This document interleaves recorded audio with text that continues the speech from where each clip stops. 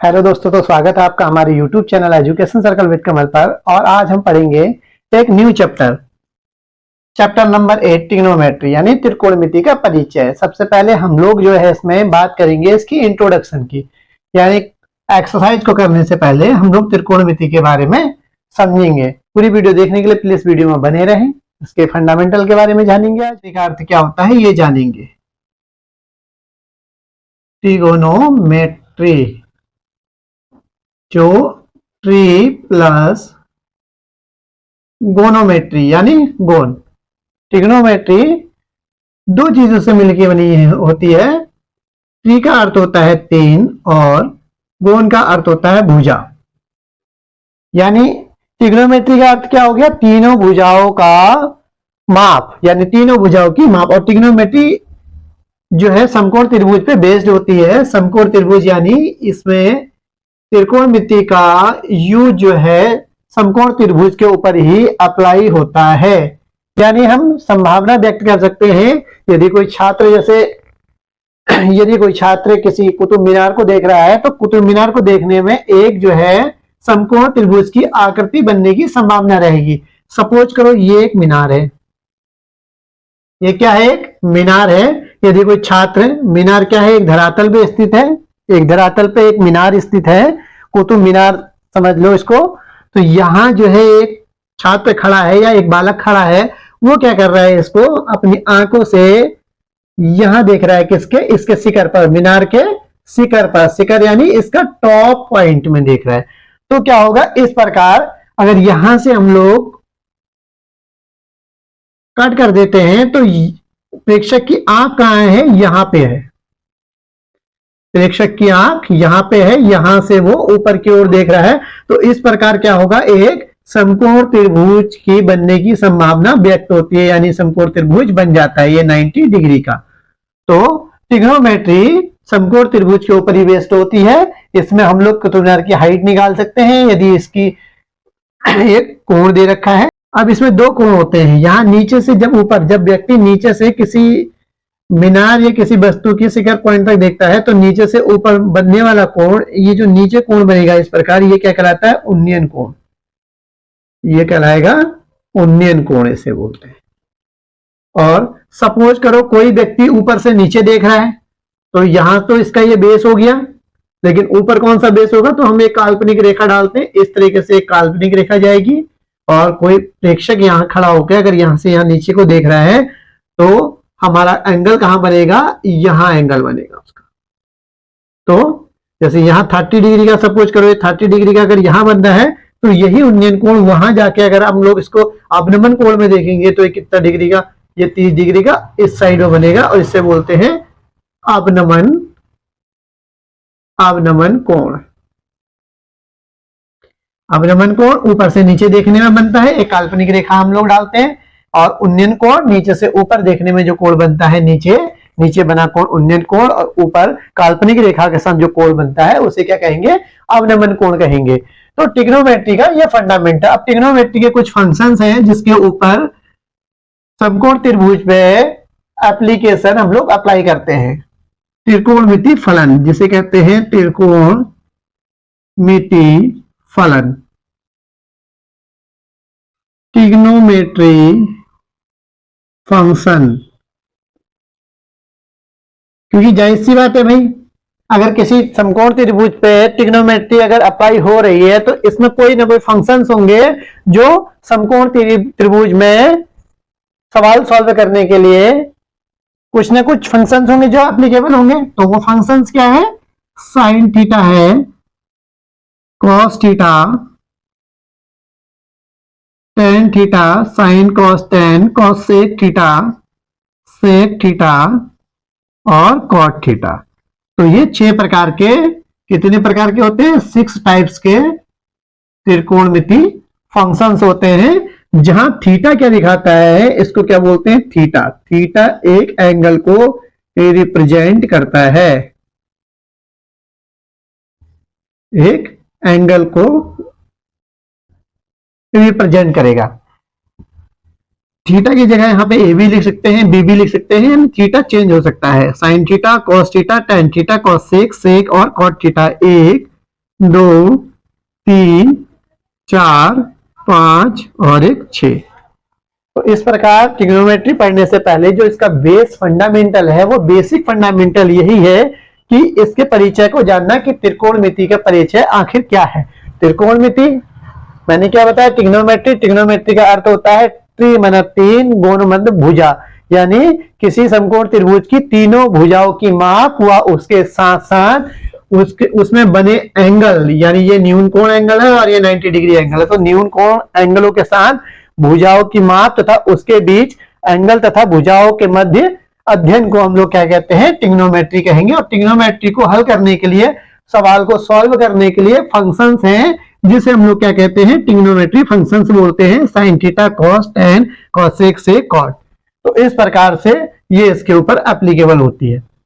ये अब हमको पता ही है, इसको क्या बोलते हैं हम लोग, कर्ण बोलते हैं। ये कर्ण यानी या विकर्ण बोल सकते हैं। ये आधार की भुजा होती है, यानी बेस हो गया, हाइपोटेनस हो गया, हाइपोटेनस, ये बेस हो गया, और ये क्या हो गया, लंब। लंब मतलब परपेंडिकुलर, परपेंडिकुलर हो जाएगा ये।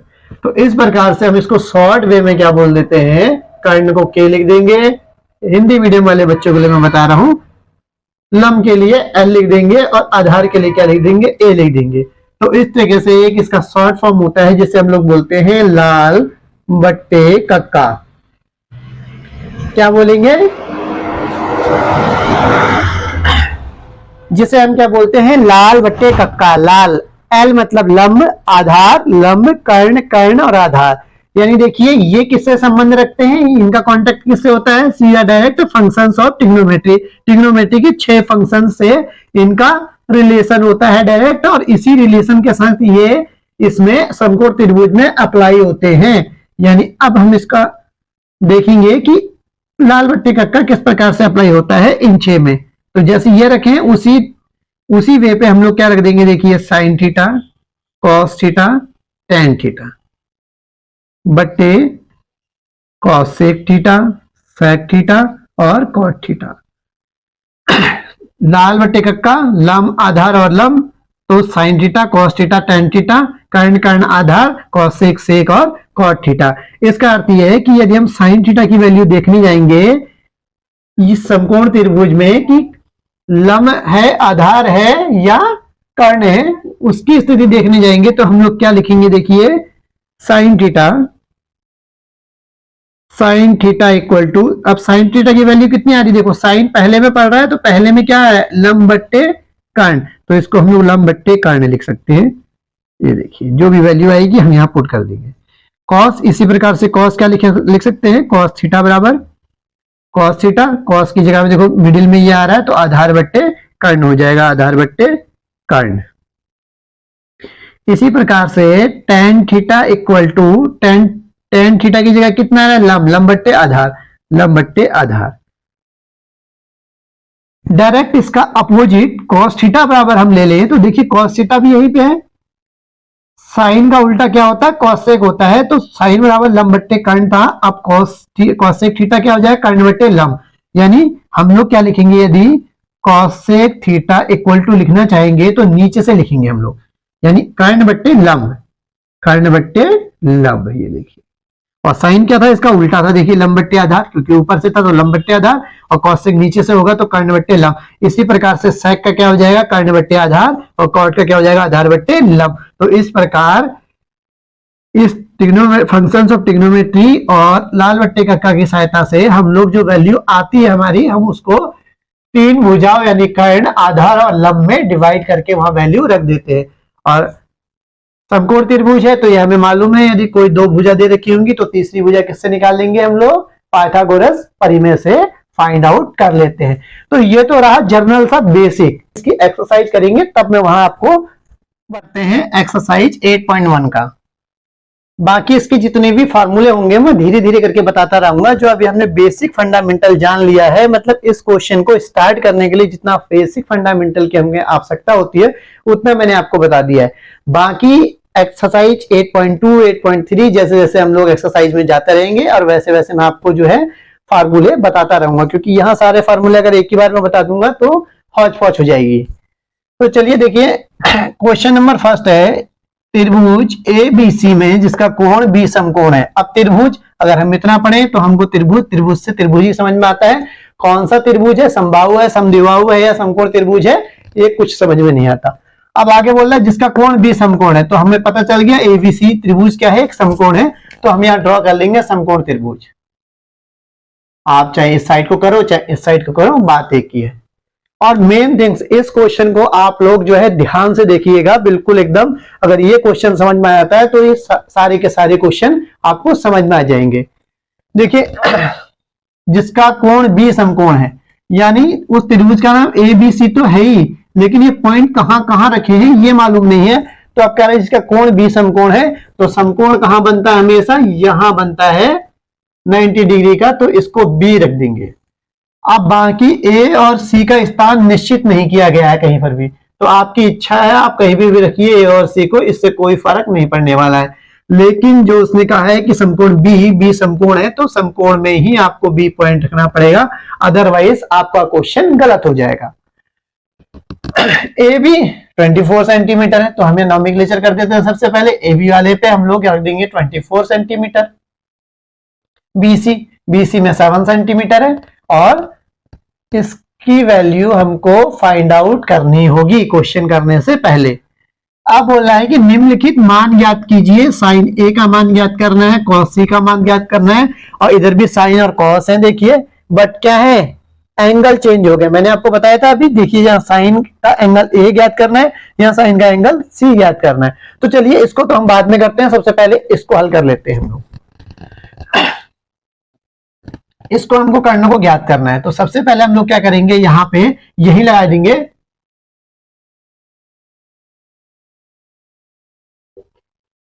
पाइथागोरस फॉर्मूले से। इस पर में क्या बोलता है कि कर्ण का स्क्वायर अन्य दो भुजाओं के वर्ग के योग के बराबर होता है। यानी कर्ण का स्क्वायर, कर्ण क्या है यहाँ पे, हाइपोटेनस एसी का स्क्वायर इक्वल टू बीसी का स्क्वायर, बीसी यहाँ पे बेस है, और परपेंडिकुलर क्या है, ए बी। यही तो है पाइथागोरस का प्रमेय कि किसी समकोण त्रिभुज में उसकी सबसे बड़ी भुजा यानी कर्ण को सबसे बड़ी भुजा मानते हैं, कर्ण का स्क्वायर अन्य दो भुजाओं के वर्ग के योग के बराबर होता है। यानी कर्ण का स्क्वायर जो है अन्य दो भुजा कौन सी, आधार और लंब के वर्ग के योग के बराबर होता है। तो एसी हमको फाइंड आउट करना है, इक्वल टू बीसी की वैल्यू 7 दे रखी है, एबी की value 24 square, A C square equal to 7 गुणा 7, 7 सत्ते 49 हो जाएगा, प्लस 24 गुणा 24, 25 गुणा 25 625 होता है, तो 24 गुणा 24 576 में भी अभी करते हैं। देखिए 9 और 6 15, 15 का 5 हासिल बचा 1, 7 3 10 और 11, 12 12 का 2 हासिल 1, 5 और 1 6, 625 हो गया ये एसी का होल स्क्वायर। अब एसी स्क्वायर हमको वैल्यू एसी स्क्वायर की नहीं चाहिए, हमें चाहिए एसी की वैल्यू। तो इस स्क्वायर को हम उधर ले जाएंगे तो कन्वर्ट हो जाएगा रूट में। अब हमें ये मालूम है कि 625 किसका वर्ग होता है, 25 का, मतलब 25 गुणा 25 625 होता है। तो रूट के बाहर निकालेंगे तो पेयर में से 1 निकल जाता है, यानी एसी की वैल्यू 25 आ गई। तो देखिए अभी तो हमारा ये पूरा हुआ है समकोण त्रिभुज की वैल्यू, चारों भुजाओं की वैल्यू मिल गई है हमको, पाइथागोरस प्रमेय से निकाल लिया है। यहां तक कोई ज्यादा हार्ड नहीं है क्वेश्चन, ये कक्षा 8 और 9th के लेवल का है। अब हम करते हैं इनकी वैल्यू निकालते, देखिए सॉल्यूशन करेंगे। तो ये क्वेश्चन, अगर क्वेश्चन को थोड़ा सा अगर आप समझोगे तो क्वेश्चन जो है बहुत ज्यादा हार्ड नहीं होते हैं। देखिए साइन ए की वैल्यू, अब मैंने अब भी आपको बताया कि साइन कॉस टेन क्या है, ये सब ट्रिग्नोमेट्री फंक्शंस है, और ट्रिग्नोमेट्री फंक्शंस का रिलेशन समकोण त्रिभुज के साथ होता है। लेकिन साथ होने के साथ साथ हम लोग उसमें क्या यूज करते हैं, एक ट्रिक मैंने बताई, लाल बट्टे कक्का। आप ऐसे लिख लोगे लाल बट्टे कक्का साइड में, यहीं से सारा क्वेश्चन सॉल्व हो जाएगा। देखिए साइन ए, साइन बराबर क्या होता है, आप देखिए sine cos tan cosec sec cot, अभी लिखा था मैंने, अगर आप भूल गए होंगे तो पीछे वीडियो को प्लेबैक करके देख सकते हैं। देखिए साइन बराबर लंब बट्टे कर्ण, लंब बट्टे कर्ण। अब इनकी सिर्फ वैल्यू रख देनी है। लंब क्या है, लंब ये है, कर्ण ये है। लेकिन अभी इसमें एक और चीज को हमें ध्यान में रखना है, वो क्या होता है, इसका एंगल। जिस एंगल के बारे में बात की गई हो, यानी ये एंगल के बारे में बात की जा रही है, तो उसका सम्मुख कोण, इसका सम्मुख कोण सामने से देखोगे तो कौन सा आएगा, ये वाला कोण। तो सम्मुख कोण हमेशा क्या होता है, लंब होता है। तो लंब क्या होगा, 7 बाई कर्ण कितना होगा, 25। ये इसका आंसर हो गया। आप वैसे देखोगे तो अगर जनरली हम देखें कि समकोण त्रिभुज में ये लंब की भुजा, ये आधार की, ये कर्ण की, मैंने अभी बताया। लेकिन इसमें एंगल का हमें ध्यान रखना पड़ता है कि जिस एंगल के बारे में पूछा होगा उसके सामने वाली सम्मुख भुजा को हम लोग क्या मान लेते हैं, लंब। और ये अगर लंब मान ले तो लंब क्या हो जाएगी, आधार हो जाएगी, और कर्ण में कोई परिवर्तन नहीं आता है। बस इसी, आप दूसरी तरीके से ये भी ध्यान में रख सकते हैं कि इसी पॉइंट के लिए ऐसा होता है। इस वाले एंगल के लिए कर्ण कर्ण रहेगा, आधार आधार रहेगा, और लंब लंब रहेगा। इसके लिए भी सब सेम रहेगा। बस इसी पॉइंट के लिए ये जो एंगल है, यहाँ जो भी पॉइंट रखा होगा, इस एंगल के लिए सम्मुख भुजा क्या हो जाएगी, लंब हो जाएगी। या यहां लिख लेना नोट करके, एंगल की सम्मुख, सम्मुख माने फ्रंट वाली, सम्मुख भुजा क्या होती है, लंब होती है। क्या होगी, लंब होगी। ये आप नोट कर सकते हैं और इसको हमेशा ध्यान में रखेंगे, ठीक।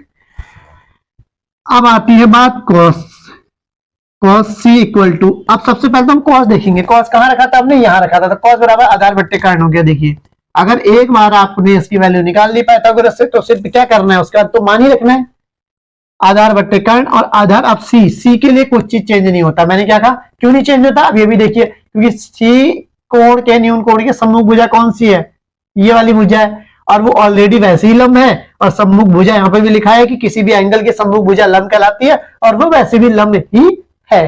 तो इतनी टेंशन लेने की बात ही नहीं है, इसको अलग से याद करने की जरूरत नहीं है। यानी आधार कितना हो गया इसका 7, और कर्ण कितना हो गया 25। ये आंसर हो गया। अब क्वेश्चन नंबर दूसरा, पहले के आंसर आ गए, अब दूसरे के साइन सी। देखो साइन बराबर वही लगेगा जो साइन ए में लगा लंब बट्टे कर्ण, वो साइन लंब बट्टे कर्ण अभी भी रहेगा। लेकिन अब क्या हो जाएगा, सी पॉइंट चेंज हो गया, यानी एंगल चेंज हो गया, तो उसकी वैल्यू चेंज हो जाएगी। यानी सी के लिए लंब लंब रहेगा, यानी 24 बाई कर्ण 25। ये आंसर। कॉस सी, कॉस के लिए साइन कॉस आधार बट्टे कर्ण, देखिए वही वैल्यूज वही लिखी जा रही है आधार बट्टे कर्ण, लेकिन इसकी वैल्यू चेंज यहाँ इसलिए हो जा रही है क्योंकि एंगल चेंज हो जा रहा है। एंगल पहले यहाँ एंगल कॉस में क्या था, कॉस में सी, सॉरी यहाँ गलत उतारा होगा शायद, भूल जाओगे, इसको ए कर दो तो कॉस यहाँ ए हो जाएगा आधार बट्टे कर्ण, और ए के लिए क्या हो जाएगी, ये लंब वाली भुजा हो जाएगी, तो ये आधार हो जाएगी। यहाँ कितना हो जाएगा 24 बट्टे 25। अब कॉस सी के लिए क्या हो जाएगा, कॉस सी के लिए लंब लंब रहेगी, और आधार आधार 7 बट्टे 25। तो ये इसका आंसर हो गया। तो देखिए ये दो आंसर पहले के और ये दो आंसर सेकेंड वाले के आ गए हैं। तो इस प्रकार ये क्वेश्चन काफी ज्यादा इजी है। हमको कनेक्टिविटी कहां से कनेक्ट करनी है, सबसे पहले ये देखना है कि ट्रिग्नोमेट्री क्या होती है, तीन भुजाओं या उसके तीनों कोणों की माप या उसके बीच में संबंध को हम लोग ज्ञात करते हैं। और संबंध कैसे जुड़ता है, समकोण त्रिभुज अप्लाई होता है इसमें। समकोण त्रिभुज का रिलेशन ट्रिग्नोमेट्री से डायरेक्ट कैसे होता है, उसके फंक्शंस के द्वारा। मैंने जो 6 टाइप के आपको फंक्शन बताए हैं, sine cos tan cosec sec cot, किसके द्वारा जुड़े होते हैं, समकोण त्रिभुज से जुड़े होते हैं, उसकी भुजाओं के द्वारा, लंब आधार और कर्ण। तो उसके लिए एक शॉर्ट ट्रिक होती है लाल बट्टे कक्का। तो चलिए आज वीडियो काफी लंबी हो गई है, तो आज के लिए बस इतना ही। अब पढ़ेंगे इसका नेक्स्ट क्वेश्चन जो पढ़ेंगे वो अगली वीडियो में पढ़ेंगे। आई होप आप लोगों को क्वेश्चन समझ में आ रहे होंगे। अगर क्वेश्चन समझ में आ रहे हैं तो प्लीज ज्यादा से ज्यादा शेयर एंड लाइक कीजिए, एंड चैनल में नए हैं तो चैनल को सब्सक्राइब करना ना भूलें। Thank you.